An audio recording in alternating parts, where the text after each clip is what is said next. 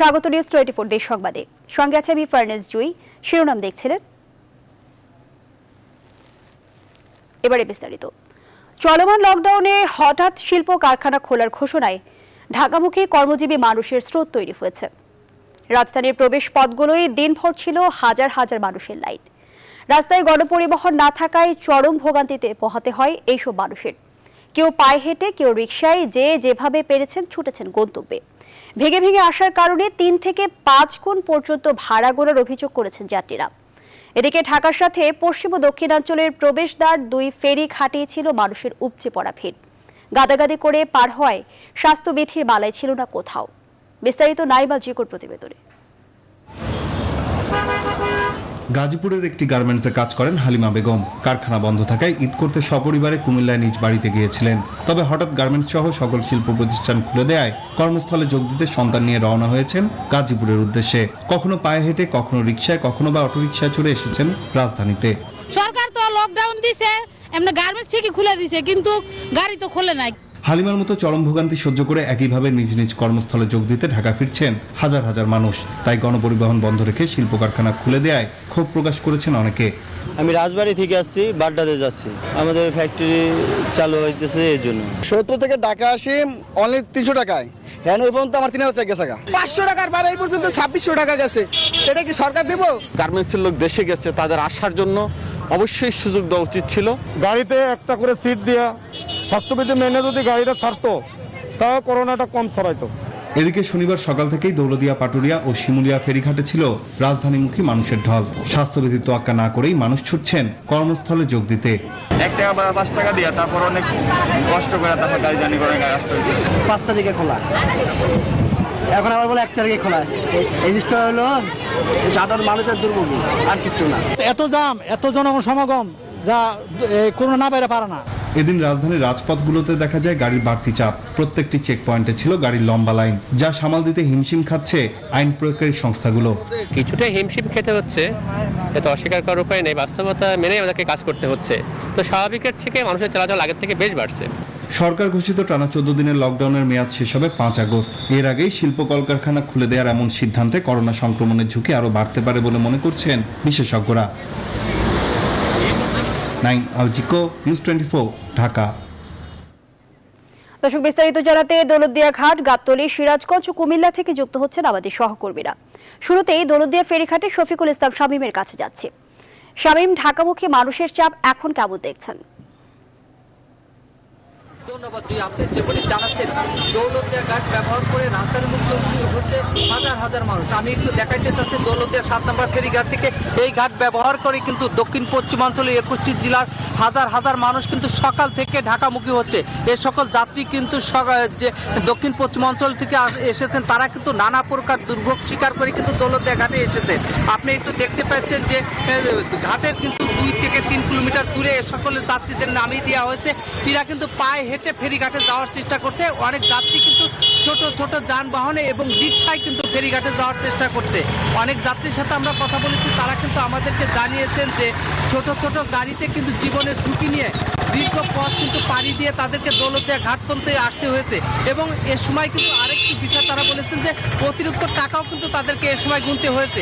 এই জীবনের ঝুঁকি নিয়ে কিন্তু পরিবার পরিজন নিয়ে কর্মের সন্ধানেই কিন্তু আবার অনেক যাত্রী যে ঢাকামুখী হচ্ছে। যে সকল যাত্রী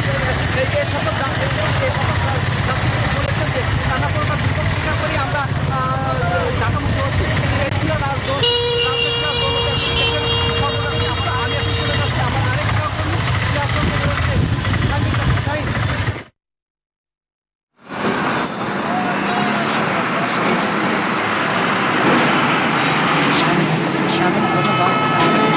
চলমান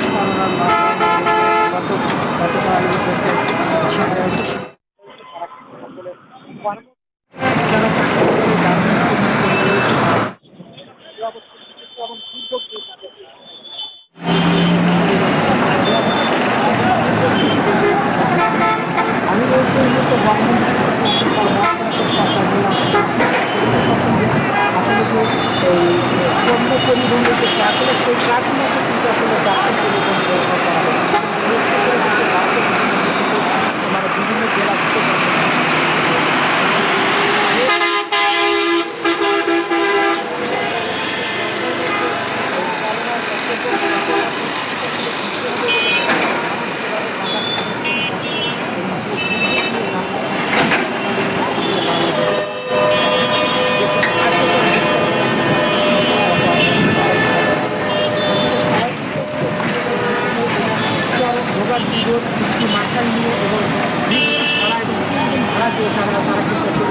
বিভিন্ন তাদের কর্মস্থানে কিন্তু এই ছিল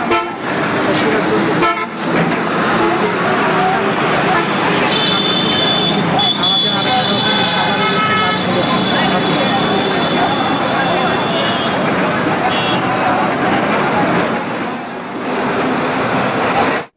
সাইম, আপনাকে ধন্যবাদ। আপনি যেমনটি সিরাজগঞ্জ থেকে আমাদের সেখানকার খবর জানাচ্ছিলেন। এই মুহূর্তে রয়েছে আমি রাজধানীর গাবতলীতে। সেখানে কিন্তু ঢাকার বাইরে থেকে আপনারা দেখছেন যে অসংখ্য মানুষ কিন্তু গাদাগাদি করে করোনার মধ্যে জীবনের ঝুঁকি নিয়ে তারা পরিবার পরিজন নিয়ে আসলে ঈদ করতে গিয়েছিল। সেই মানুষগুলো কিন্তু এখন যেহেতু আগামীকালকে যে তাদের যে স্থল সেটা আসলে খুলে দিচ্ছে, কলকারখানা যেগুলো রয়েছে সেগুলো সকাল থেকেই কিন্তু এখন দেখছেন যে বেলা যতই বাড়ছে বিকাল গড়িয়ে যাচ্ছে, এখনো কিন্তু হাজার হাজার মানুষ তারা আসছে এবং তারা বলছে যে আগামীকালকে।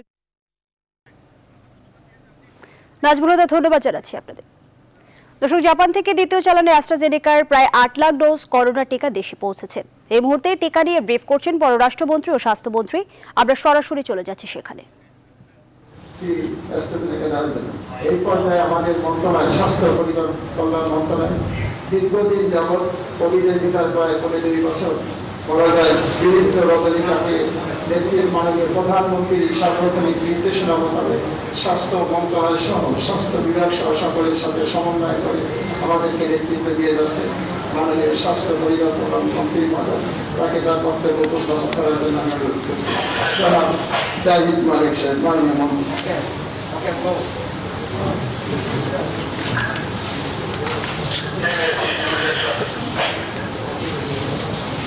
বিসমিল্লাহির রহমানির রহিম।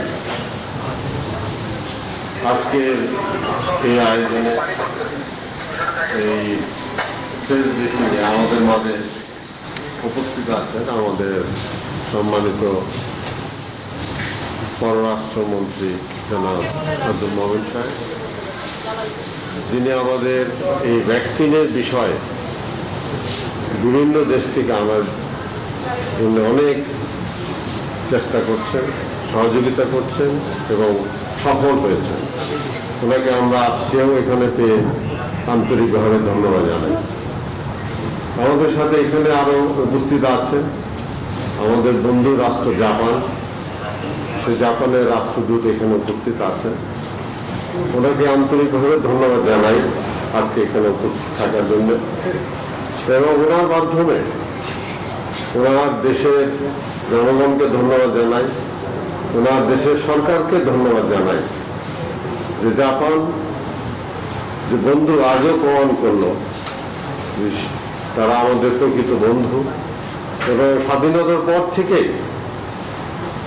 জাপান তার বন্ধুত্ব দেখিয়ে যাচ্ছে, সকল বিষয়ে সাহায্য সহযোগিতা করে যাচ্ছে।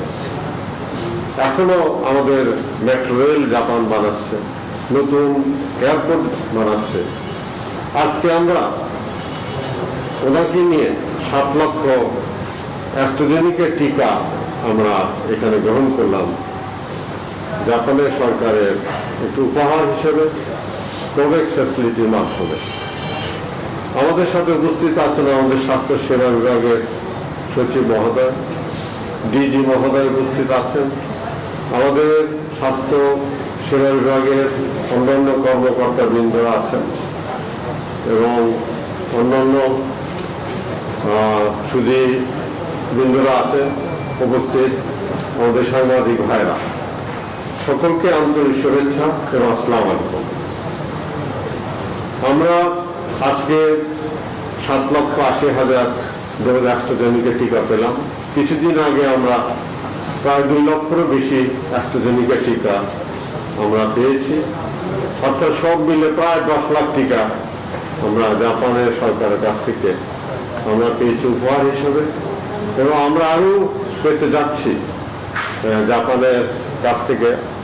এবং অগস্ট মাসে আরও 6 লক্ষের বেশি টিকা আসবে, সব মিলিয়ে প্রায় 30 লক্ষের বেশি টিকা আমরা পাব। এই টিকাটির গুরুত্ব এখানে আরো বেশি।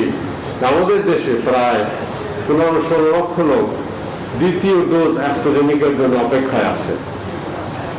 সেই অপেক্ষাটা আমি মনে করি এই চিন্তা দূর হলো। আমরা আগামীকাল পরশু থেকেই অ্যাস্ট্রাজেনিকা টিকা দেওয়া শুরু করব দ্বিতীয় ডোজ যারা পায়নি তাদের জন্য। আমাদের ইতিমধ্যে আমাদের সকলের চেষ্টা, বিশেষ করে মাননীয় প্রধানমন্ত্রী শেখ হাসিনার আন্তরিক প্রচেষ্টায়, আন্তরিক ওনার নির্দেশনা গাইডেন্সে আমরা টিকার দিকে বেশ অগ্রগতি লাভ করেছি। আপনাদের সাংবাদিক ভাইদেরকে কিছু আমি বলতে চাই, টিকার বিষয়ে আমাদের বর্তমান অবস্থা কি আছে। আমাদের এখানে আমরা এই পর্যন্ত টিকা পেয়েছি 2,39,00,000 টিকা, এবং আমরা প্রদান করেছি এ পর্যন্ত 1,30,00,000 আমরা দিয়ে ফেলেছি, এবং বিভিন্ন পর্যায়ে সেটা রয়েছে মাঠে, এবং অবশিষ্ট 1,21,89,000 টিকা আমাদের হাতে আছে। এবং সিনোফার্মে আমাদের আগামী সপ্তাহে এই অগস্টে দ্বিতীয় সপ্তাহে, প্রথম বা দ্বিতীয় সপ্তাহে আরো 34,00,000 টিকা এখানে আমরা পাব, এবং আমাদের অ্যাস্ট্রাজেনিকা টিকাটা এই আসবে এই অগস্ট মাসে। তো কাজেই আমাদের ইনশাল্লাহ টিকা এখন মজুদ আছে। আমরা আশা করি আগামী মাসে ফাইজারের টিকাও আসার কথা, কোভ্যাক্স ফ্যাসিলিটি থেকে 60,00,000, সেটাও হয়তো কিছু কিছু পর্যায়ে আমরা পেয়ে যাব আগামী এই অগস্ট মাসে। আপনারা জানেন যে আমরা টিকা দেওয়ার কার্যক্রম গ্রামে গঞ্জে আমরা শুরু করেছি। আমরা আগামী 7 তারিখ থেকে, অগস্টের 7 তারিখ থেকে বাংলাদেশের প্রত্যেকটি ইউনিয়নে আমরা টিকা কেন্দ্র খুলেছি এবং টিকা দেওয়া শুরু করব। প্রতিটি কেন্দ্রে 3টে করে বুথ থাকবে, এবং প্রায় 13,800 বুথে টিকা দেওয়া হবে। এবং আমরা আশা করছি যে টিকা আমরা দিব, সেই টিকা 1 সপ্তাহ ব্যাপী একটা কার্যক্রম। 15তে দেখেন আসতে, 15 দেখেন আসতে রেডি আছে, 15 দেখেন, 15। হ্যাঁ, তো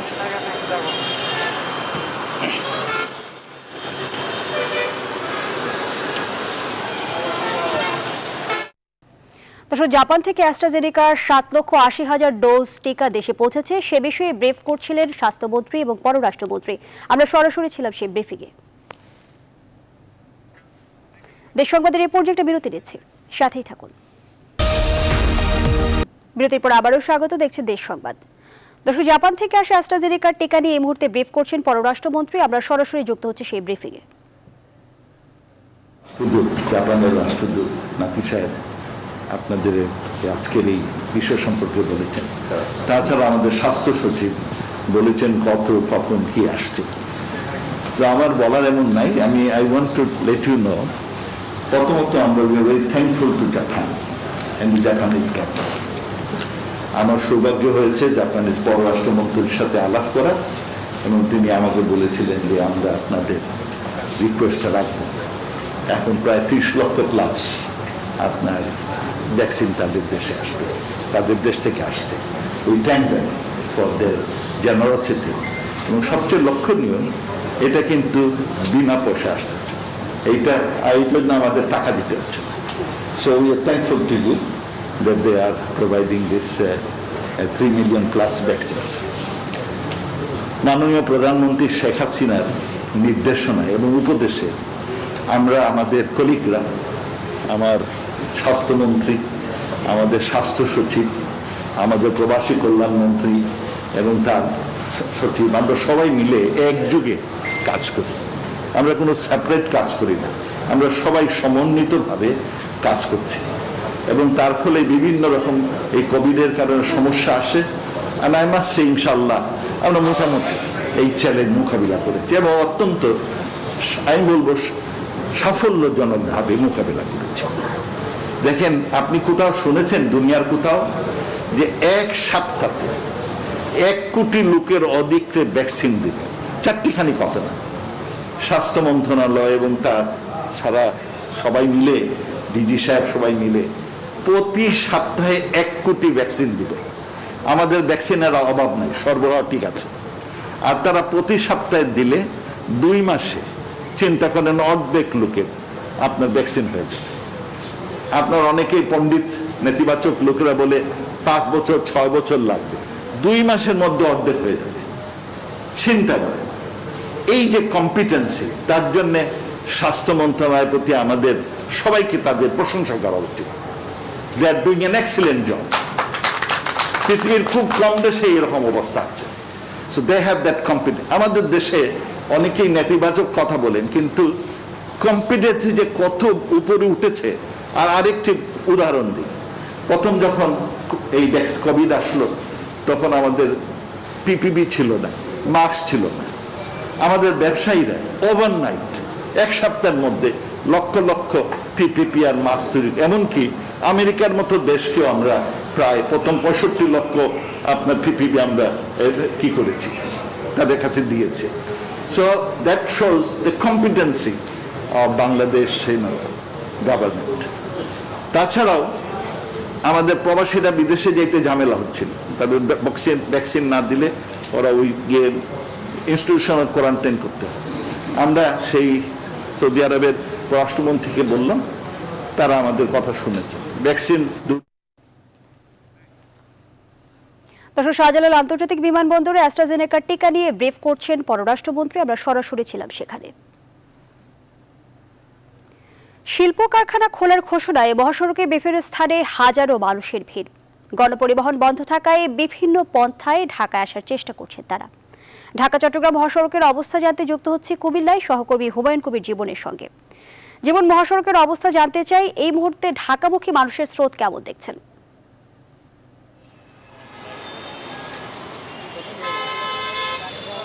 জয়, আপনাকে অসংখ্য ধন্যবাদ। গার্মেন্টস এবং শিল্প কারখানা খুলে দেওয়ার ঘোষণার পর থেকে কিন্তু আসলে আমরা দেখেছি কুমিল্লা সকাল থেকে ঢাকা চট্টগ্রাম মহাসড়কে আমরা দেখেছি যে গার্মেন্টস শ্রমিক এবং যারা চাকরিজীবী তারা আসলে এখানে ভিড় জমাচ্ছেন। তবে যারা আসলে গার্মেন্টস শ্রমিক রয়েছেন এবং চাকরিজীবী রয়েছেন তারা অভিযোগ করে বলছিলেন যে আসলে গণপরিবহন বন্ধ রেখে তাদের গার্মেন্টস খুলে দেওয়াটা এটা আসলে তাদের জন্য ভোগান্তি, এবং তারা আসলে পথে পথে ভোগান্তির শিকার হচ্ছে এবং তারা আসলে গণপরিবহনের সংকটের কারণে তারা সীমাহীন ভোগান্তির মধ্যে দিয়ে যাচ্ছেন। তো আমরা একটু কথা বলতে চাচ্ছি, সদর দক্ষিণ উপজেলার ভাইস চেয়ারম্যান আছেন আমার সাথে। আপনার কাছ থেকে জানতে চাচ্ছি, আসলে গার্মেন্টস এবং শিল্প কারখানা খুলে দেওয়ার পর আমরা দেখছি সাধারণ মানুষ এখানে আছে, এই বিষয়গুলো আসলে মানুষ ভোগান্তির শিকার হন, কীভাবে দেখছেন? ধন্যবাদ। গার্মেন্টস খুলে দেওয়ার সিদ্ধান্তের পরেই সকাল থেকে দেখলাম মানুষের উপচে পড়া ভিড়।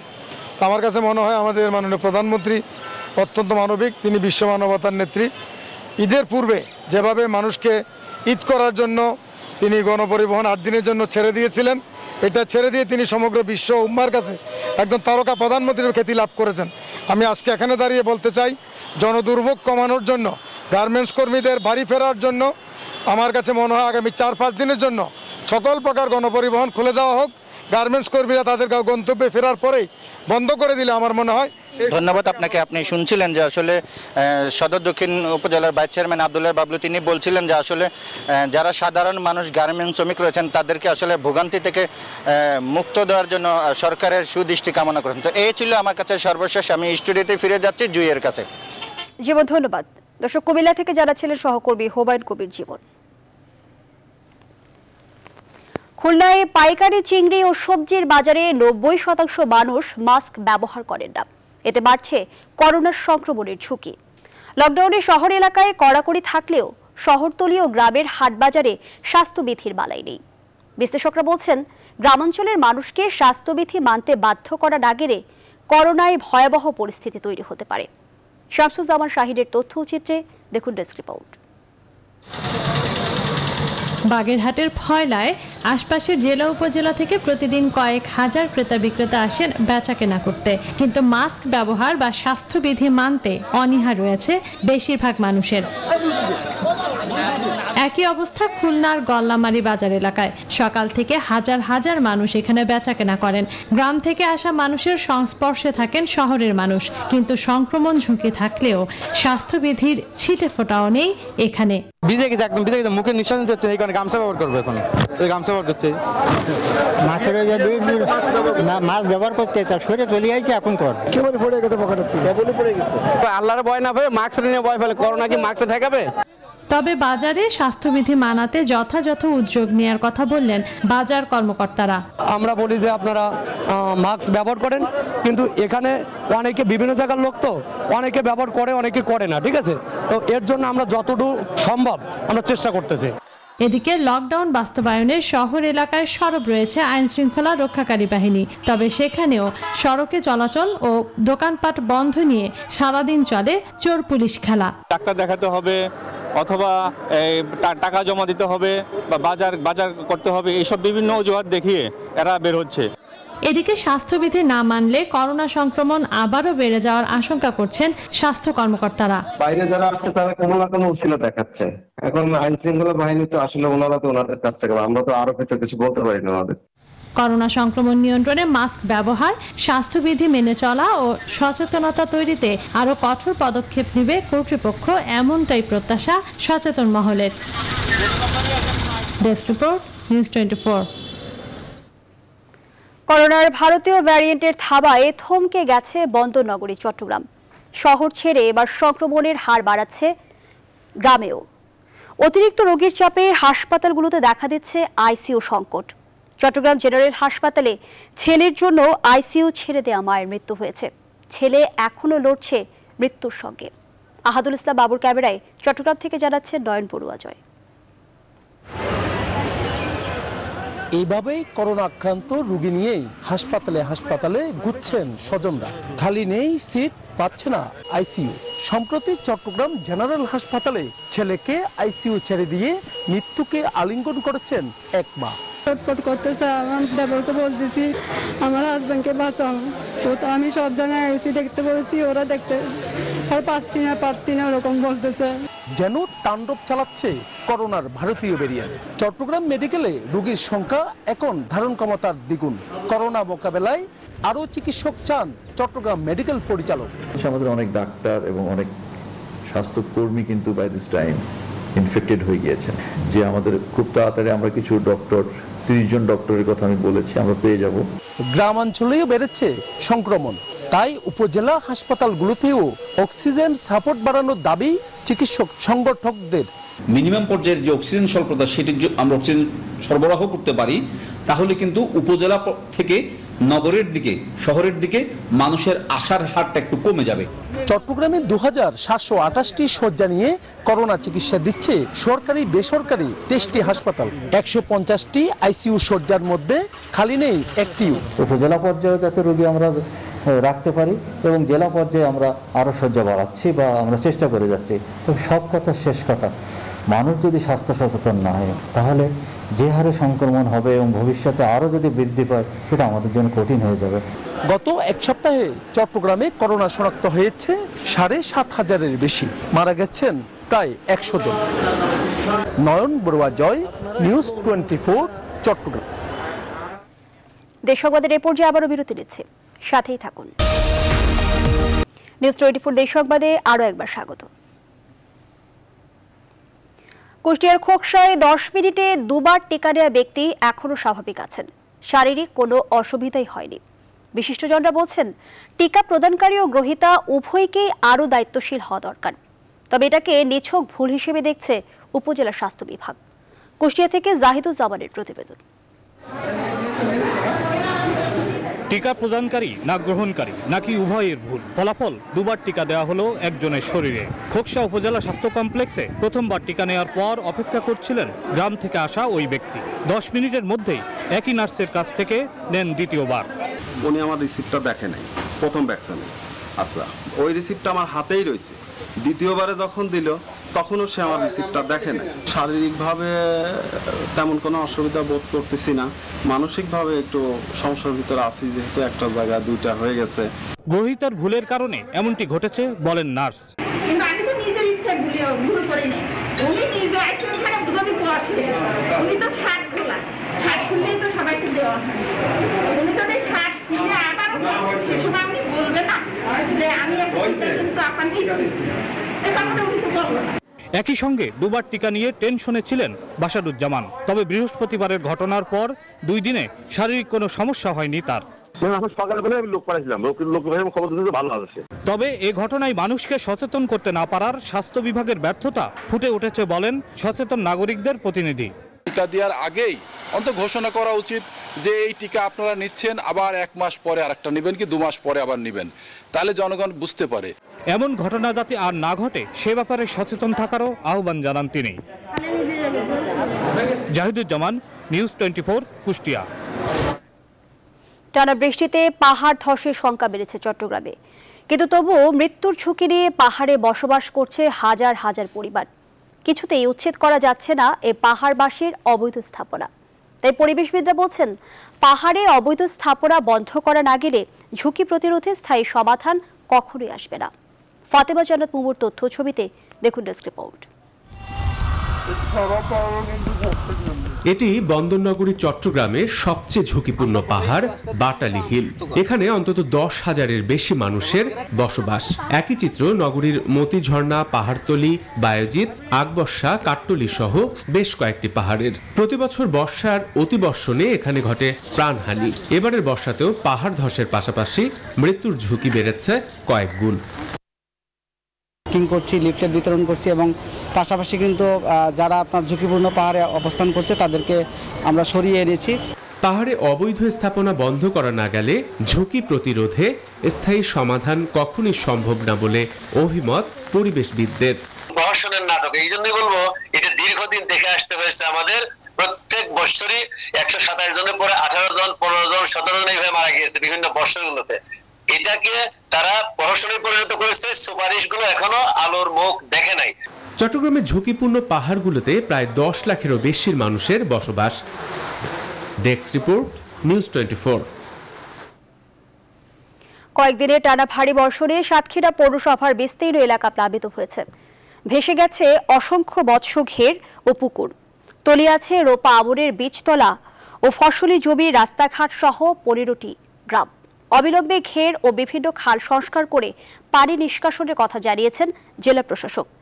বলছেন, ড্রেনেজ ব্যবস্থা বন্ধ করে অপরিকল্পিতভাবে ঘরবাড়ি নির্মাণ করার কারণে জলমগ্ন হয়ে পড়েছে পৌরসভা।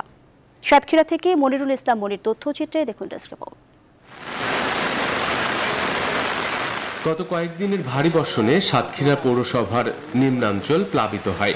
সুষ্ঠু ড্রেনেজ ব্যবস্থা না থাকায় এখনো পানিতে তলিয়ে আছে কামাননগর, রসুলপুর, মেহেদিবাগ, সর্দারপাড়া, রথখোলা সহ জেলার অন্তত 15টি গ্রাম। 3 দিন ধরে পানি নিষ্কাশন না হওয়ায় বসতবাড়িতে পানি থাকায় দুর্বিষহ জীবনযাপন করছেন পৌরবাসী। তাদের অভিযোগ, প্রথম শ্রেণীর পৌরসভা হলেও নাগরিক সুযোগ সুবিধা থেকে বঞ্চিত হচ্ছেন তারা। হতাশ জনপ্রতিনিধিদের উদাসীনতা দেখেও। বৃষ্টির কারণে ঘর বাড়ি ডুবে গেছে, এখন বাড়ি থাকতে পারছি না। 2 লাখ টাকা মতো সমিতি ঋণ নেওয়া, এখন আমি লোনও কিভাবে কি করে দেবো, আমি তো খুব এখন অসহায় হয়ে পড়েছি। মেম্বার চেয়ারম্যানেরা ভোট নেওয়ার সময় আসে, এখন এই পানি সরানোর জন্য কোনো লাইন করে না ওরা। ড্রেনেজ ব্যবস্থা বন্ধ করে অপরিকল্পিত ঘরবাড়ি নির্মাণ করার কারণে জলাবদ্ধতা সৃষ্টির কথা জানিয়ে পদক্ষেপ নেওয়ার কথা জানিয়েছেন জেলা প্রশাসক। পৌরসভা, ইউনিয়ন পরিষদগুলোর সমন্বয়ে ড্রেনেজ সিস্টেমটাকে কিভাবে আরো ডেভেলপ করা যায় এটা নিয়ে কাজ করছি। আর এখানে জলাবদ্ধতা সৃষ্টির আরো একটি অন্যতম কারণ হচ্ছে ঘেরগুলোতে অপরিকল্পিতভাবে অবৈধভাবে স্থাপিত নেট পাটা।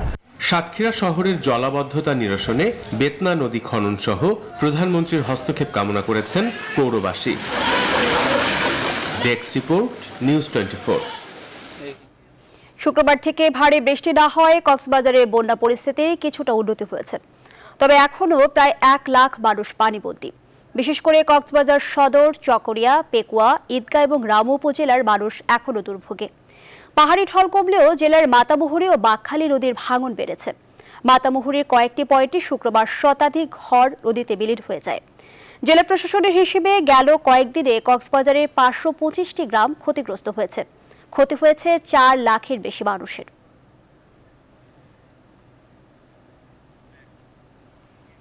পটুয়াখালী মেডিকেল কলেজ হাসপাতালের আইসিইউতে 5টি পেশেন্ট মনিটর ও 1.5 শতাধিক অক্সিজেন হাই ফ্লো মাস্ক দিয়েছেন পটুয়াখালী জেলা আওয়ামী লীগের সহসভাপতি মুক্তিযোদ্ধা অ্যাডভোকেট সুলতান আহমেদ মৃধা। বেলা 11টায় ভিডিও কনফারেন্সের মাধ্যমে এসব সরঞ্জাম হস্তান্তর করা হয়। অনুষ্ঠানে সভাপতিত্ব করেন জেলা প্রশাসক কামাল হোসেন। চিকিৎসা সরঞ্জাম গ্রহণ করেন হাসপাতালের তত্ত্বাবধায়ক ডাক্তার এম এ মতিন। অনুষ্ঠানে civil surgeon doctor Jahangir Alam Shipon উপস্থিত ছিলেন।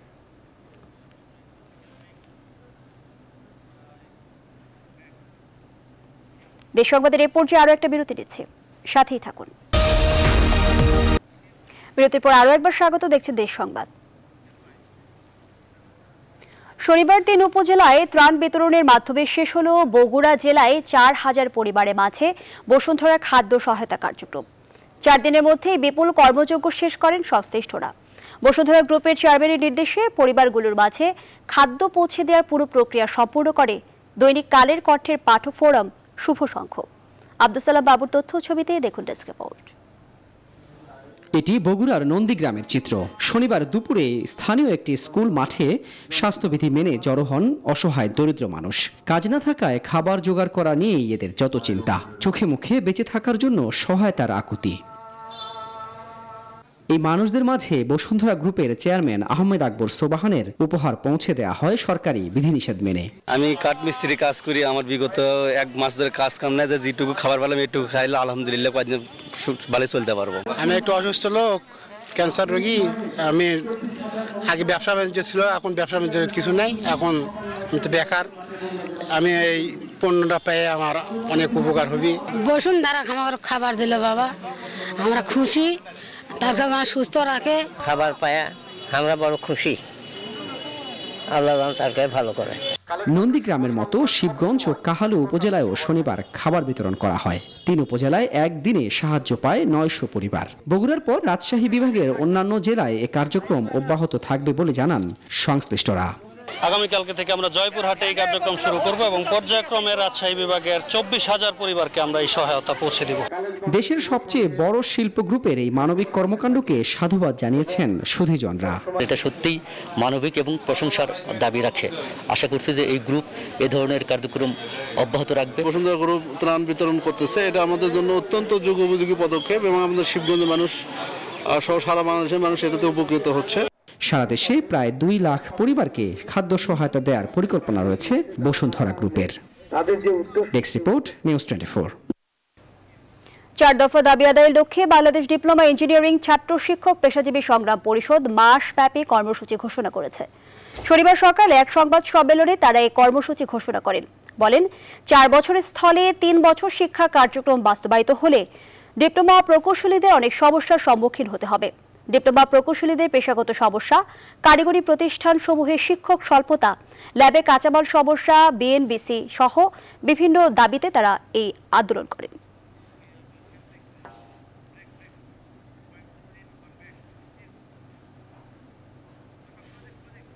এই ছিল দেশ সংবাদে, সাথে থাকায় ধন্যবাদ সবাইকে।